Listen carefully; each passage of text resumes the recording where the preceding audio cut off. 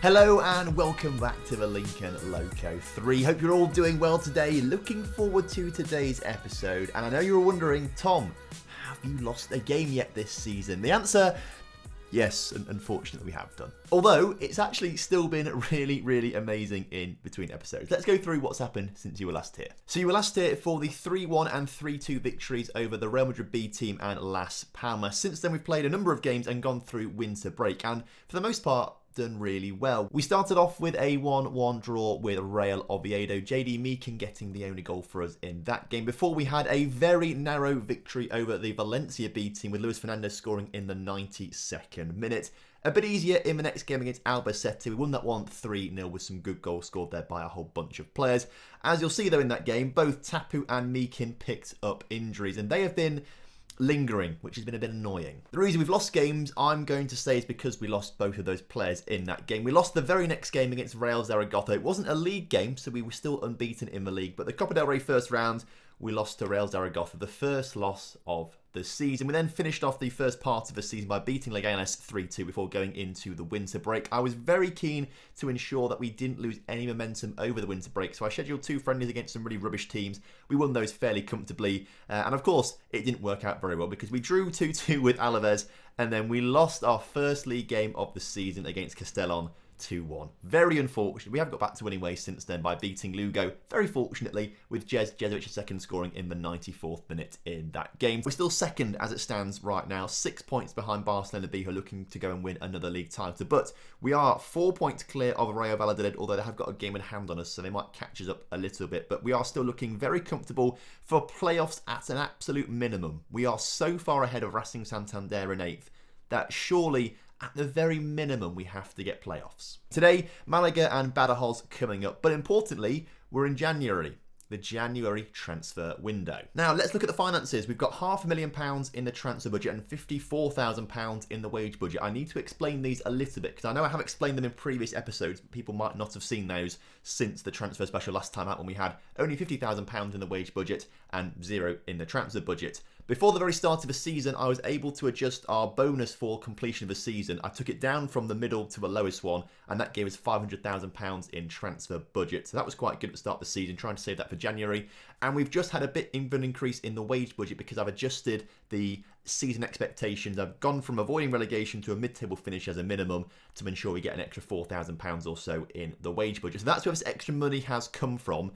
And I don't think we're going to sign players for money. I'd rather get some players in on loan today. So we're going to adjust the budget to give us the maximum amount of wage possible by going all the way with the slider to have £63,000 in the wage budget. So that gives us an extra 13 grand to spend. We're not going to spend all that money right now. We'll probably get 1 or 2 players in on loan today and then try and save some extra wage budget to try and sign players on pre-contracts for next season. So I have identified 2 areas where we might need to strengthen. The first place is the box-to-box midfielder role. Scott Marshall's been in there rotating alongside some other players. No one's really made it their own. Scott Marshall played very well in his previous 5 games, but across the season, it is one of the lowest average ratings in terms of positions in the entire squad. I also want to improve on the left wing a little bit, which seems very harsh because Timo Wolff has got 8 goals this season and a 7.09 average rating across the entire season. He's been brilliant. Das Finley, when he's played, has been good as well, but they're just not quite up to the standard. Apart from, a bit of pace, acceleration, agility, dribbling and crossing,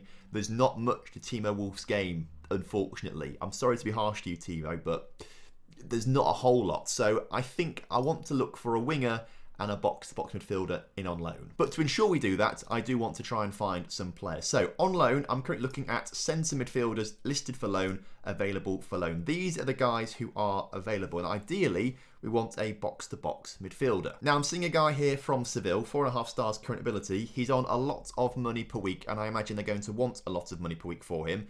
We can't see anything about him being a box-to-box midfielder. However, he might be just better than what we've already got, maybe. So as an option maybe to go for him, how much do they want in wages for Noel? Let's have a look. 5,500. That's a lot of money to be spending on wages. What might be more sensible is by going for this guy from Napoli, Dusan. He's much cheaper. We know just about the sort of same amount on him. We don't know how good he is as a box-to-box midfielder. However, his work rate, his teamwork, his vision's a little low, but could be actually quite high at 14. You never know. Determination's quite high. Stamina and stuff's a little low, so maybe he's not quite the box-to-boxer we need, but he could be all right. Transfer, make an offer. Loan, they want $3,000, but that's much cheaper than the previous guy. Was a ball-winning midfielder at Granada who has got some very good underlying stats in determination, work rate and teamwork. Some good average ratings. Is a bit spenny on the wages. He is more of a CDM though. I don't know if that will work for us, although his tackling's very good. I do like what I see, but we don't need a CDM. We need a box-to-boxer. Make an offer, loan offer. They want £4,500, so that's the middle ground right there. There's a guy here who's apparently more of a winger than a centre midfielder. Let's maybe not go for him if he's more of a winger, apparently. I'm looking down here, I'm not really seeing anyone else who looks a lot better. So for me, I think we might go for the cheapest option, but I think might be the better option of the guy in from Napoli. Make an offer, make the loan offer, £3,000 a week. We can pay that. We need to get rid of this preferred role bit and lock that into just nothing. Suggest they want us to pay £1,000 a month for him if we don't make him a box-to-box. Or we don't make him a deep line playmaker. That's fine. Accept demands. Let's get him in. In terms of left wingers then, there's not a whole bunch of left wingers that look amazing at the moment, but they could just add another dimension to our attack should we get them. If we get rid of this interested in loan bit, that doesn't really help us out at all. There's no one else interested in a loan. So these are the choice of players that we've got that we had scouted out. There were one or two from Real Madrid, but I think they may have gone earlier on in the window by looks of things. What I'm looking at here is Mohamed Garcia, who he just looks very similar to what we've already got. And he's an inverted winger, although he can play with the left foot as well, so he's two-footed. Supposedly a lot better than what we've already got in terms of the stars. How much do they want for him in terms of wages? The whole 4,600. What about Ndidi here from Mallorca? He is available on loan. Again, inverted winger, got a weak left foot. I don't really like inverted wingers. And his crossing and dribbling is not as good as Timo Wolff's. So let's not bother with him. How about Ivan Munoz, who's got even worse crossing? You know what? I don't think we go for a left winger. I don't think we need to. Well, we kind of do. I'd like to just strengthen the area a little bit, but I don't think these guys are adding huge amounts to what we've already got, if I'm honest with you. I don't want to waste the money on a player that's not going to add huge amounts of quality to our squad. If we just get rid of all the positions and have a look at who else is available. Raul Zabalaga, interestingly, available from Athletic Bilbao. Has he played? He played 9 games for them this season, not particularly well. And I guess this must be one of their B teams, I presume, affiliated clubs. Yeah, there must be a weird affiliated B team there. That's why he's gone to some other club in the 4th division. Although there's Bilbao Athletic there too. I don't know where he's been playing this past season. He's been at 3 different clubs. It's a bit weird. He's a right winger though. We don't need a right winger, so we'll ignore him. We could just go for another centre midfielder maybe. You know, just get another guy in the centre of midfield to really try and solidify that area. But I don't think we need to. So maybe just the one guy coming in on loan, Dusan, maybe get him in on loan for now. If we need to improve, we will do. Let's have a look for people who are expiring contracts in 6 months. Let's put it on interested in a transfer. And there's a few people here who could be all right. Juan Manuel from Leganes, CDM, playmaker. Ooh, it kind of looks okay. Work rate, vision, teamwork are all right. Determination's relatively good. He doesn't look like the worst player in the world. Decent at this level. The thing is, we don't quite know where we're going to be coming next season, if we're going to get promoted or not. So I am a little hesitant to be trying to sign players. If there's young players though with loads of potential, I'm more inclined to sign them, but I'm not seeing anyone with huge amounts of potential right now, particularly young people. These are all 22-year-olds who probably won't improve much more than what they already are. So in the end, this could have been a bit of a waste of time by searching through all of this for so long, like at least 10 minutes or so. So I've spent 10 minutes looking through this. It might have just been a bit of a waste of time because we've only got one player coming in potentially, but I think it was worthwhile looking at least. I think because it's the first time we've really had any sort of funds in January to be looking at players to bring in over January. And I think this Dusan guy coming in will be worth it. So a couple of days until this Malaga game, which is exciting. Hopefully Dusan comes in, probably not before the Malaga game, but hopefully before the game we have after that. The offer for Dusan has been accepted, which is good. Villarreal coming in for JD Meakin. There's already been like 5 or 6 bids coming in for JD Meakin. There's going to be loads of them, but he's not going until someone pays us £15 million for him at the very minimum. Or I guess that's maximum, because that is his minimum fee release clause. So 15 million at the max. I might listen to something like £10 million. Juan Francisco Arroyo's just picked up an injury for the Malaga game. Injuries are something I've not spoken... Well, I kind of did, didn't I? I spoke about the injuries to Meakin and I spoke about the injuries to Tapu. Tapu came back from injury and then got injured straight away again. Diego Garcia's been out for a few weeks as well. And obviously now Jezovic and Arroyo just picked up knocks in the previous few days. So they're going to miss the next game. The losses and the draws that we've had in the previous few games have probably been down to injuries more than us not playing particularly well to our first team players. Oh, I'm very surprised by this. Dusan is coming in before the Malaga game. Now, we've got to adjust the budget because we're paying him £6,000 to come to the club. We're paying Napoli £6,000 to come. So we'll adjust that budget ever so slightly. But Dusan, that was very, very quick. I'm happy with that one. So he might be capable to play for the Malaga game, although we might start him on the bench. I think it'd be a bit risky to put him straight in there. 3.5 stars is absolutely fine. It's better than probably what we've already got. And he can, not play as a ball, but he can 3-star box-to-boxer. That's better than what we've already got. I think he'll be an upgrade on the players you've already got there. So happy with that one. An extra body into the midfield is kind of what we needed to bolster that midfield a little bit as we push through to the end of the season. Let's get the injured Arroyo off the pitch. Is Tapu's not back yet either. Katala has got to play there. He's our backup right back, but can also play right wing. So we'll play him at right wing today. Arroyo can stay off the bench. Let's get him off the bench for Dusan, who we're going to have to register now. Diego Garcia still injured. Joshua will still play at right back. I'm looking down the rest of the team. I don't think there's anything else we can really change too much. We'll bring Dekene back on instead of Gonzalez. Gonzalez played a few games recently. Dekene not so much. We need to swap them back over for a little while. But I think that's going to be that. That's the team. That is what is going to beat Malaga. Fingers crossed. And this is the weird thing, because you can only give 25 numbers out to players, and we've given more than 25 numbers out. We have to swap number 10 JD Meakin over that. Why is that's the only number available? I do not know. But Meakin has temporarily lost his number 10. I don't know why. And I don't know why we can't swap with anyone else. Who's Lee Robinson? Why is he? Why can we not have number 29? Why can we have 30 but not 29, 28, 20? I don't understand the numbering in Spain. It's really weird. So as kickoff is upon us here today against Malaga, we are looking for a good result. Malaga sitting 9th in the table right now. They're looking to try and get themselves into the playoffs. It's very, very tight at the bottom end of the playoff spectrum, as you can see. Basically from Rayo Vallecano upwards, it's so tight. So every point matters to a team like Malaga. For us, we're a little bit safer. We should be comfortably in the playoffs come the end of the season, unless everything goes horribly wrong. But as it stands right now, we are only 7 points off the points total we got in our first season in this division, and 9 points off the points we got last season. So I think we've had a phenomenal season, even though nothing's happened in this first half. I tell you what, given the amount of injuries we have to key players, I would be happy with a draw. As I say that, Malaga 1-0 up. You hate to see it. So come on, boys, let's get back into this. It's the general December, January sort of slump. We have it every single season in pretty much every single save we do. Like this save, the Twitch save we've got with Fiorentina. Like, it's just nothing seems to be working out for us massively. Apparently there could be a red card in here. What's going on? What's going on? Free kick given to Malaga. Romagnoli. Romagnoli given a red card? What for? Oh, you hate to see it. I'll be honest, not entirely sure what's just happened there. I think what we might have to do then is bring Pascal back into centre-back to play there for the rest of the game.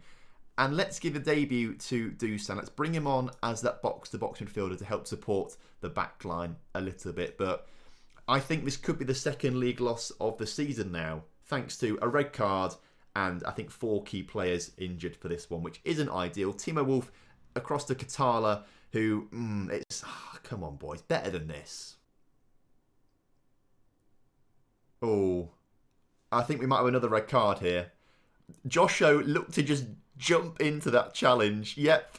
Oh, you could see that one coming, couldn't you? Okay, Katala, move back to right back, please. Timo Wolf, centre mid. We'll have to take him off for a day, I think, instead. Who can play as a ball-winning midfielder on defence? Oh, God, I don't know. So down to 9 men against Malaga now, and we're going to miss 2 more players. In fact, I don't think we'll have a right... We do have a right back. We just won't have a right winger for next game. Basically, our team is just being cut down through injuries and suspensions right now. So we've got Badajoz up next, who are bottom of the table, but even bottom of the table might be able to beat us, who have 6 players missing from the first team now, which is...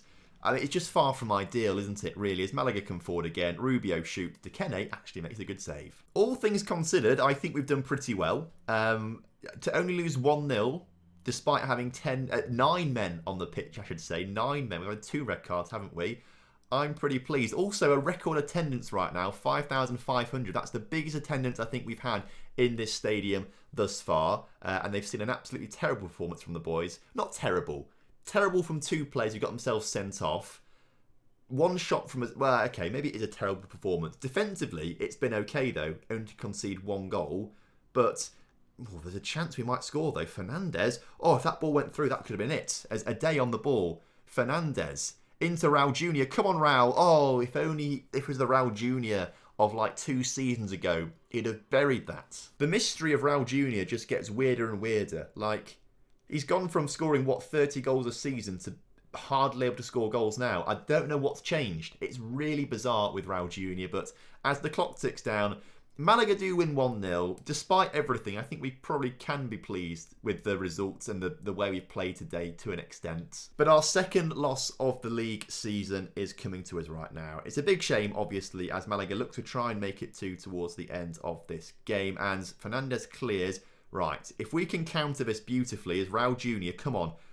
Oh my God, we might get a point out of this. We might get a point. We get a point out of this. Come on, Raul Jr. Despite being down to 9 men in this game, Malaga have not been able to capitalise. And we've picked up a draw right at the end. Look at Raul Jr. run. What a boy. 7 for the season for him now. Fantastic stuff in the bottom corner. And he runs off to do some cartwheels. Look at the acrobatics on this. What a boy. So there we go, 1-1. Actually, that is a great performance considering everything that's happened out there tonight. 9 men on the pitch, we still score a goal. And we stay second in the table, although Valladolid are 2 points behind us with a game in hand, so we might drop behind them. But again, we stay in those automatic promotion places as Barcelona B cannot get promoted. So it's all good still. Joshua banned for a game. I don't think we need to appeal that. We saw that being... clear-cut red card to me, and Romagnoli also banned for a game. I imagine because they're straight reds, they'll go up to 3 games, which is a little bit annoying. But a week off now until the game against Badajoz. Hopefully we get a couple of players back from injury across this week, and hopefully Badajoz won't thrash us despite being bottom of the table. Loads of offers coming in for Meakin from Real Madrid and Villarreal, but not big enough offers, I'm afraid, lads. You cannot have him. Cesar has a virus. Quite a few of our players have come down with illnesses. That's not good because Cesar needs to play this game. He can't play this game now because he's got a virus. So we're sending him home for 2 weeks because he's got to recover. I'm interested to see what players we have left, actually, for this Badajoz game, because it's not going to be many, I don't think. So the Badajoz game coming up right now. Let's just press continue to get through the early kickoffs of today. Let's see who's playing. I don't know if it's anyone interesting to us who's playing right now. Elche beat Malaga. Actually, that is interesting because Elche are now a point behind us, although... they're now on the same games played as us. So we need to win today because this will be an extra game. So you know what I'm trying to say, basically. We need to win this game to stay away from Elche. Who is available then? Well, Josho's not. Romagnoli's not. Everyone else in the first team is. Arroyo can come back. So Catala will come back to right back. And Arroyo will come on the right wing. Tapu still injured. Meakin is getting back. We might bring him onto the bench for this one to maybe bring him on later on. Dio Garcia will bring him onto the bench as well. We're going to start Dusan today instead of Scott Marshall. We need someone to play at centre-back though. That might have to be Pascal, and then we bring Robbo on in the CDM position. That might be as good as it gets right now, I think, looking at that. I think so. Right, let's go to the game. Oh, Meakin's now got to have a number. Whose number is he going to take? Literally no one's. Hang on. Why can't this? So we can't go to the game now because we can't give Meakin a number. For whatever reason, he's only on the bench. If we take Daz Finley off the, we can't even change this now. Oh God, can we get Meakin off? How do I go to the game? I literally cannot go to the game because we can't give Meekin a number. No one wants to... Right. When did I last saved ages ago. I saved ages ago, before the Malaga game. I don't really want to go back there. If I press instant result. Now this skin's got an instant result button, because it just does for whatever reason. If I press that, can I go to the... nothing's working. Nothing is working. I now can't take Meekin off the bench, apparently, because I've already pressed like confirm team. Unless, can I go back here? Can I take him off now? I can't take him off there. So I'll be honest, boys. I don't know what to do at this stage. When did I last save the game? Game status over 30 minutes ago on the 6th of the 9th of January, which was back here.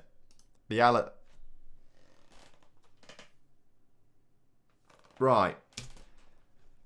There's one more thing I could try. Go on holiday for one day. Let's just... I don't know if that's going to fix it or not. Will it let us go on holiday, or is the game just now stuck in a little loop? I would go back. Oh, it's worked. We won 3-0. Okay. Well, that's not ideal, obviously, because, quite frankly, we wanted to play the game, didn't we? At least we've won. That's good. Timo Wolf scored. Arroyo scored. Timo Wolf scored another one. But I need to work this one out, because I do not understand why we can't give players numbers. Oh, this is really annoying. Does this mean we can only play Dusan or Meekin because of a number situation? I don't get why we can't give players more numbers. And whoever this number 30 guy is as well. All right. Okay. I'm going to finish up today's episode here because I need to sort out my number stuff, and I don't want to sort of spend ages breaking the game and stuff like that, and it'll be a bit annoying for you to watch as well. So we'll finish off today's episode here. All being well, we'll come back for next episode, probably an Elche and a Barcelona B, because they're third and first right now. They'll be very interesting games to play. So we'll come back for that next time. But in the meantime, I'm panicking a little bit. I don't know what to do. So hopefully see you tomorrow. I don't know. Have a good one. Goodbye.